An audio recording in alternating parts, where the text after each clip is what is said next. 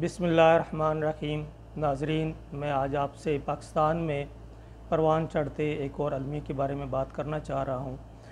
पाकिस्तान में आला तालीम याफ्ता अफराद की बेरोज़गारी का जो अलमिया है वो दिन ब दिन बढ़ता जा रहा है और बैरून मुल्क और अंदरून मुल्क से PhD करके आने वाले हज़रात बेरोज़गार हैं। ये जो इंटेलेक्चुअल्स हैं वो ये 2-2 साल से बेरोज़गार हैं, इनको कोई जॉब नहीं मिल रही और इस बेरोज़गारी की वजह से वो ज़हनी दबाव, मुआशी दबाव और माशरती दबाव की वजह से मुख्तलिफ़ नफ्सियाती मसाइल का शिकार होते जा रहे हैं। माज़ी करीब में तारिक बनौरी की बनाई गई PhD कुछ HEC पॉलिसियों की वजह से पाकिस्तान में PhD हज़रात की जॉब का एक बुरान पैदा होता जा रहा है और इसमें तारिक बनौरी की इन पॉलिसियों ने अहम किरदार अदा किया है। और दूसरा अहम मसला हुकूमत की तरफ से आला तालीम और आला तालीमी इदारों के लिए फ़ंड्स में कमी है।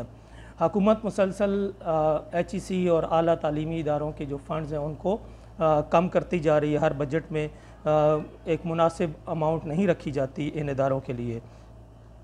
अब HEC की IPFP पॉलिसी और पाकिस्तान में PhD के लिए एनरोलमेंट जो पॉलिसी हैं वो तारिक बनौरी के दौर में चेंज हुई और ये दोनों पॉलिसियाँ ऐसी पॉलिसी हैं जो कि जिनको मैं पाकिस्तान में PhD कुछ पॉलिसी कहता हूँ।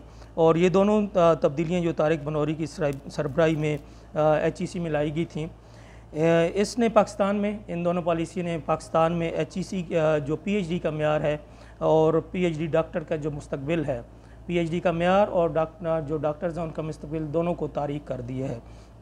इसमें पहले मैं HEC की जो IPFP की पॉलिसी है, मौजूदा पॉलिसी, उसके बारे में बात करूँगा। इस पॉलिसी के मुताबिक जो नए PhD हज़रात हैं वो अपनी PhD के 2 साल के अंदर अंदर IPFP के प्रोग्राम से फ़ायदा उठा सकते हैं, जबकि पुरानी पॉलिसी के मुताबिक ये अरसा 4 साल था। 4 साल के अंदर अंदर आप IPFP के प्रोग्राम को अवेल कर सकते थे। और अब जो उम्र की हद है वो 40 साल कर दी गई है, पहले जो थी वो 45 साल या इसमें हद नहीं थी।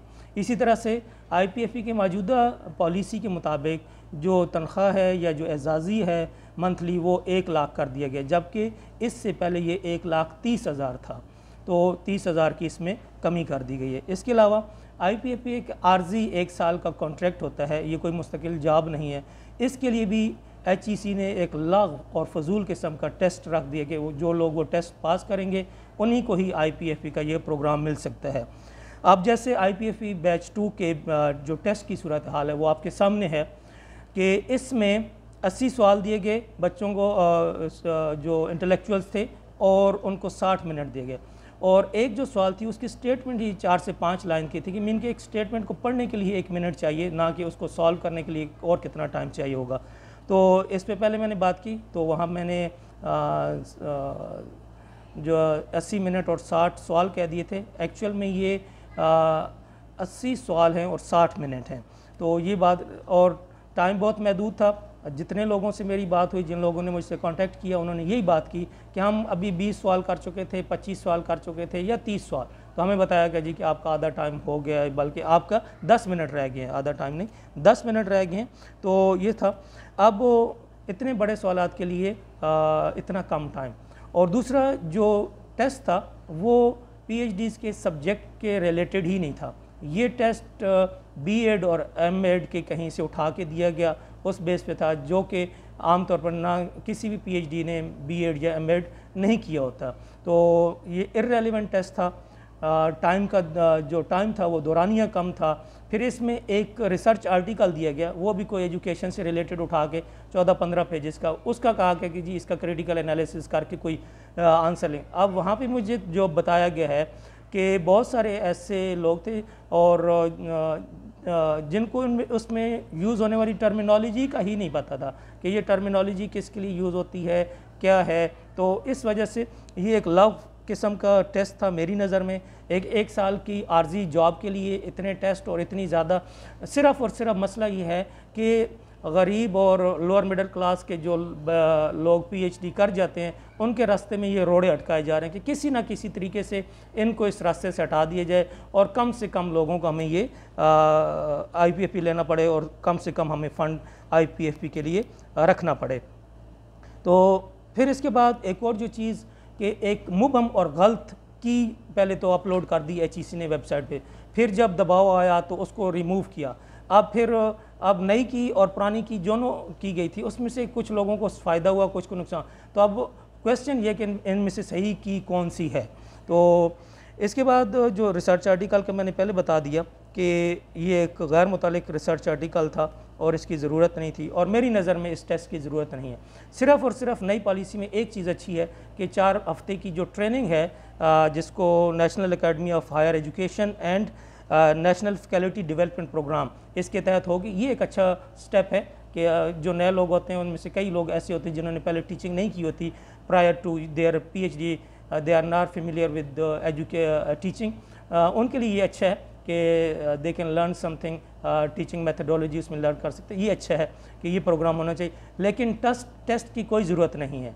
जिस बंदे को जिस यूनिवर्सिटी में कोई जॉब मिलती है, जो पोजीशन मिलती है, उसके लिए आईपीएफपी होना चाहिए। जिससे पहले था कि जिन इवन आईपीएफपी के लोग बैरून मुल्क से अप्लाई कर देते थे before the completion of PhD और उनको आईपीएफपी मिल जाता था। इसी तरह फिर यहाँ पे आके वो यूनिवर्सिटीज़ के अंदर सर्च करते थे अपने रेलिवेंट फील्ड में और वहाँ पे उनको वो जॉब ऑफ़र ले लेते थे, ऑफ़र लेटर, और उस पर उन्हें आईपीएफपी मिलता था। तो वही प्रोसीजर होना चाहिए, ना कि ये टेस्ट की बुनियाद पर लोगों को। और ये आईपीएफपी का ये एग्ज़ाम भी तकरीबन 1.5-2 साल के बाद हुआ है।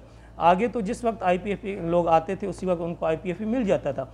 इन लोगों ने 1.5-2 साल वेट किया कि हमें आईपीएफपी के लिए अप्लाई करना है और 1.5-2 साल के बाद उनके सामने जो टेस्ट रखा गया है वो एक ह्यूमिलिएटिंग और क्या कहते हैं कि इन द हाई लव किस्म का था, जो कि ना तो उनके सब्जेक्ट के रेलिवेंट था, ना उसमें कोई लॉजिक थी, ना तो पीएचडीज़ की साइकी को, ना उनके मेंटल लेवल को, ना उनकी ट्रेनिंग को मद्देनज़र रख के ये टेस्ट बनाया गया था।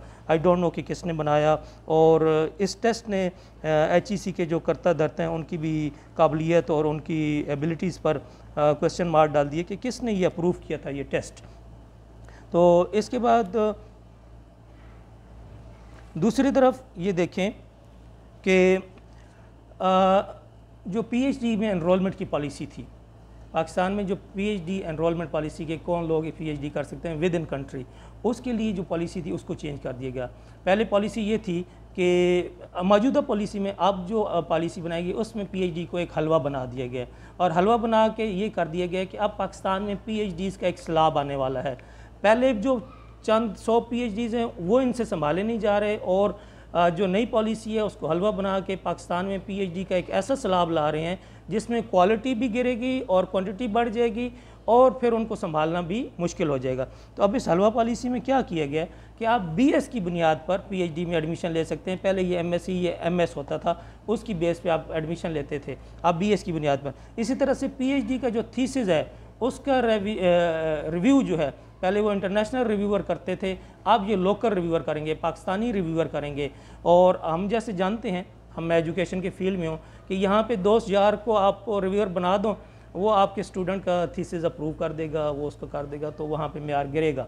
इसलिए इस चीज़ को फिर इसके बाद पब्लिकेशन का मेयार कम कर दिया गया कि पहले एचईसी के टॉप लेवल के जर्नल्स में 2 पब्लिकेशन करनी होती थी, अब लो लेवल के जर्नल में पब्लिकेशन करके आप पीएचडी कर सकते हैं। इसी तरह से अभी एचईसी कल ही मुझे लेटर मैंने देखा है, एचईसी ने एक लेटर इशू किया है जो एचईसी की प्लेजरिज्म मीन के जो इंटेलेक्चुअल सरका होता है या चोरी होती है दूसरे के मवाद की, रिटर्न मवाद की, उसके मुतालिक जो पीएचडी की पॉलिसी थी उसको चेंज किया जा रहा है। और मुबैना तौर पर उस पॉलिसी को चेंज करने का मकसद ये है कि कुछ लोगों को उसमें रिलैक्सेशन मिलेगी, और इंशाल्लाह उसमें मैं मज़ीद तफसील से आपको बताऊंगा कि कैसे यूनिवर्सिटीज़ के वीसीज़ दूसरे बच्चों का मवाद चोरी करके पब्लिश करते रहे हैं और फिर वो जो जर्नल्स हैं उन्होंने उस मवाद को रीट्रैक कर दिया है और उस रिसर्च आर्टिकल्स को जो है ना वो क्या कहते हैं गैर कानूनी करार दिए। तो इंशाल्लाह उसमें मैं वो एक अलग टॉपिक है कि पाकिस्तान में इस वक्त जो रिसर्च का माहौल है वो क्या है, तो इंशाल्लाह उसमें मैं अलग से बात करूँगा। तो पॉलिसी चेंज हो रही है, प्लेजरिज्म पॉलिसी। अगर प्लेजरिज्म पॉलिसी भी आसान हो गई तो उसकी वजह से क्या होगा कि फिर लोग कॉपी पेस्ट करके भी थीसिस लिखेंगे और अपनी पीएचडी करते रहेंगे। तो इसी तरह से पीएचडी में पहले जो था वो एनरोलमेंट के लिए गेट सब्जेक्ट की शर्त होती थी कि मैं लेट्स सपोज फिज़िक्स का बंदा है तो वो फिज़िक्स का गेट पास करेगा, मैथ का बंदा है तो मैथ का गेट पास करेगा, बायोलॉजी का बंदा है तो बायोलॉजी। लेकिन अब इन्होंने गेट जर्नल कर दिए कि आप कोई भी जर्नल गेट टेस्ट पास करें आपको पीएचडी में एडमिशन मिल जाएगा।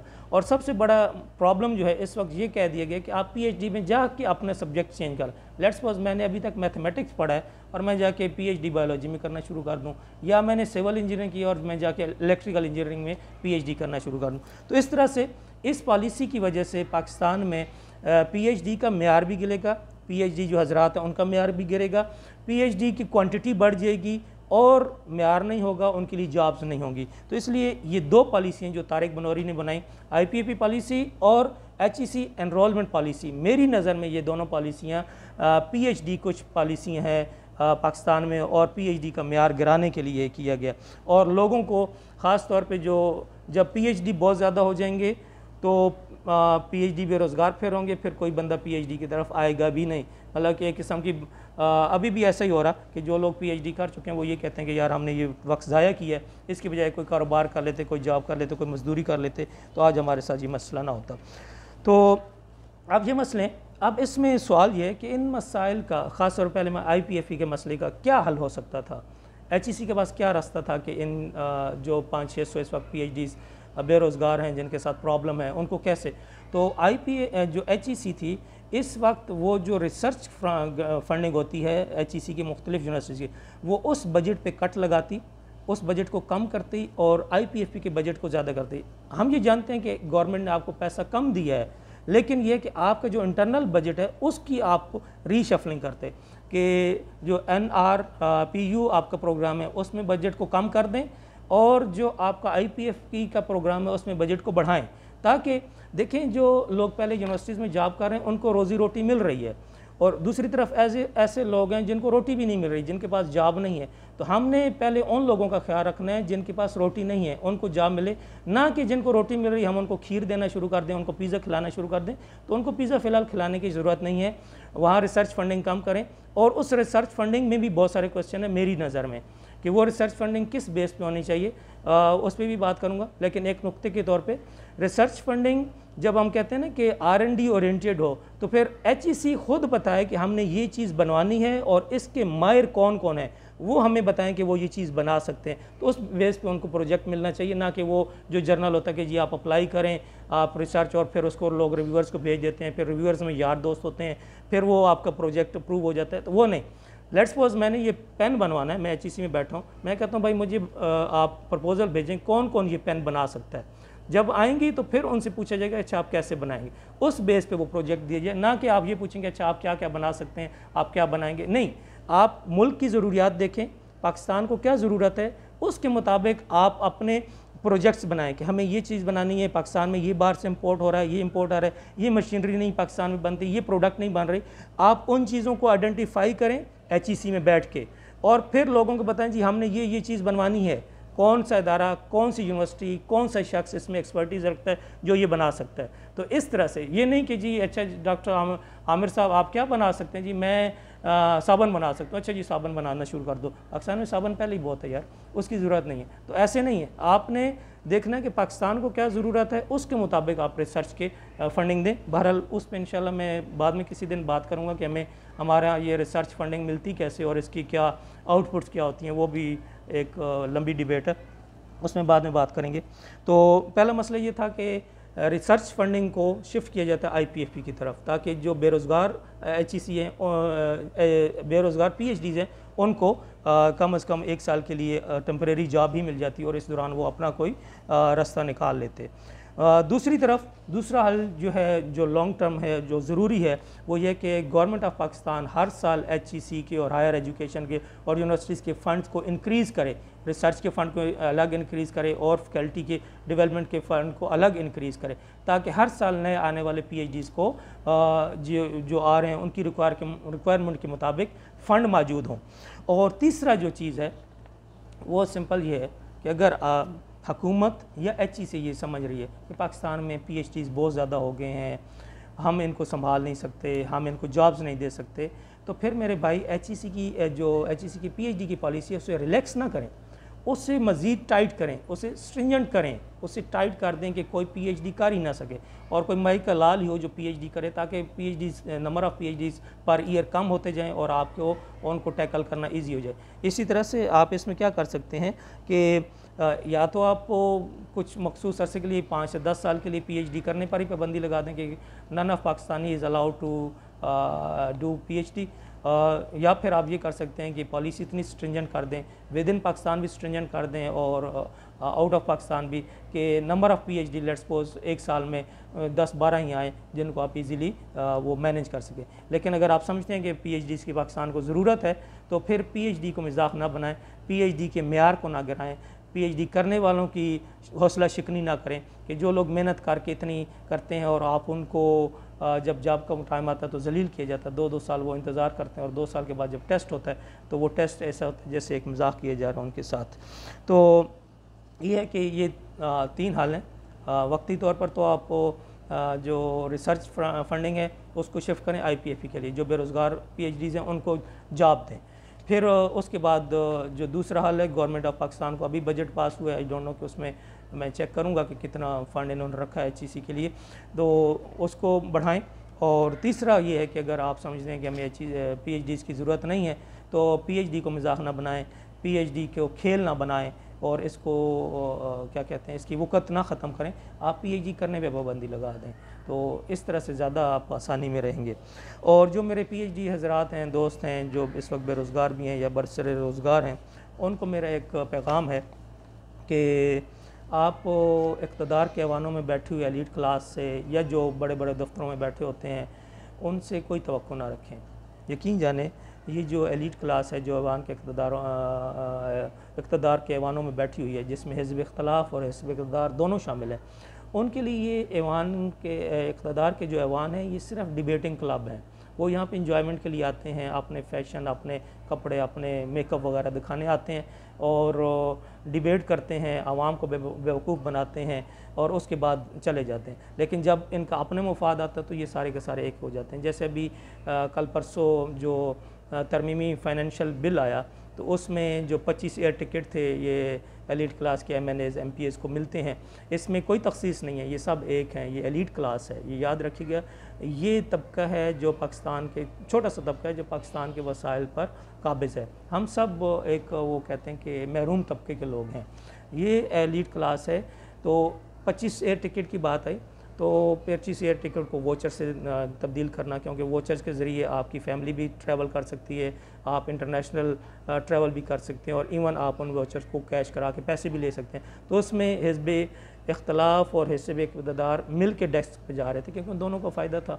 तो इसलिए ये याद रखिएगा, जितनी ये तकरीरें होती हैं ना आवाम के दर्द में, ये आवाम का दर्द नहीं होता, ये अपना सिर होता कि अच्छा पहले वो एंजॉय कर रहा था तो अब मैं एंजॉय करूं। तो प्लीज़ एक तो आप ये भी शऊर अपने अंदर भी पैदा करें और आपके जो स्टूडेंट होंगे जहाँ पढ़ते हैं तो ये शऊर भी पैदा करें कि जो महरूम तबके हैं उन्होंने अपने जो हकूक़ हैं उनका ख़ुद ख्याल रखना है। तो आपको मेरा पैगाम ये है कि आप अपने तौर पर जो है कोई कारोबार देखें, कोई जॉब देखें, कोई छोटा मोटा बिज़नेस कर लें या पाकिस्तान से बाहर मौक़े देखें, वहाँ पे उससे पाकिस्तान को भी फ़ायदा होगा कि हम ज़र मुबादला भेजेंगे, लेकिन वो ज़र मुबादला लाजमी बात है इसी एलीट क्लास के अल्लाह ताला पे इस्तेमाल होता है, यही यूज़ करते हैं। बहरहाल हमने तो पाकिस्तान के लिए सोचना है।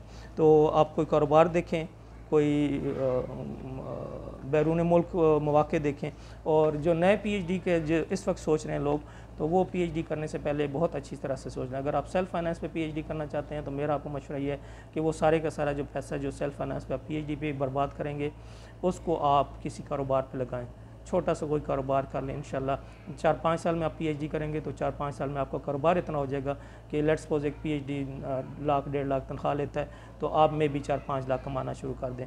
और जिन लोगों के पास स्कॉलरशिप है, स्कॉलरशिप पे PhD करना चाहते हैं या कर रहे हैं या बैरून मुल्क से, उनको भी मेरा मशवरा ये है कि स्कॉलरशिप के पैसे को बचाएं और उसको जब आप PhD कंप्लीट कर लें तो जॉब के साथ उस पैसे को किसी कारोबार में लगा के छोटा मोटा अपना कोई बिज़नेस बना लें, एंटरप्रेन्योर करें, तो वो आपका रास्ता है। बाकी कोई रास्ता नहीं है। तो यही मैं आज आपको पैगाम देना चाह रहा था कि इन चीज़ों पे देखिए और सोचिए। और इस वीडियो में मैंने जितनी बातें डिस्कस की, आपकी राय का मुझे इंतज़ार रहेगा। अपनी राय का इज़हार ज़रूर कीजिएगा। कोई चीज़ रह गई हो या कोई चीज़ मैंने गलत कह दी हो तो उसमें मेरी करेक्शन कर दीजिएगा। और इंशाल्लाह फिर मुलाकात होगी किसी और नए मौजू के साथ। उस वक्त तक के लिए इजाज़त दीजिए। अस्सलामु अलैकुम।